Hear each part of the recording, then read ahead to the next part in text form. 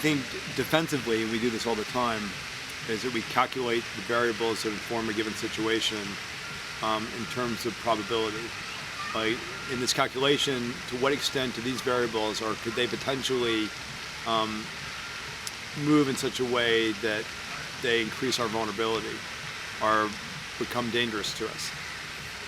I think that when you put so much effort into controlling your environment in the interest of self-preservation and self-protection, that you diminish your opportunity for intimacy by means of diminishing your vulnerability.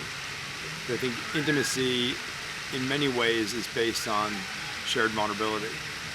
We share personal stories with people, things that have been traumatic to us, our desires and hopes, things that we might be disinclined to share publicly because they make us vulnerable with certain people in the interest of creating heightened intimacy, which is by extension heightened vulnerability, which by extension is heightened risk. So on some level we want risk and the exhilaration of risk and of danger through the establishment of intimacy, vulnerability, and in fact trust. So all these things, there's an economy here where all these things are related.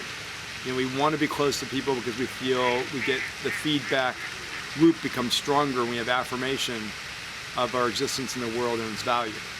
So we get that through our intimate relationships. We also, through the bonding and the community that we develop through intimacy, we have more stability and strength vis-a-vis the unknown and the known. At the same time, the more you depend on others, the more vulnerable you become.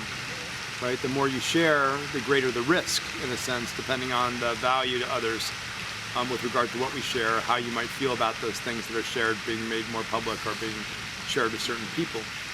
So I think that it's the prospect of disclosure or betrayal that I think sometimes can be the most compelling part of, most compelling drive to developing a more intimate relationship, while at the same time I think it's the prospect of really the exuberance of intimacy and the bliss that one can experience through developing an intense visceral interactivity where you feel combined with other people in the world.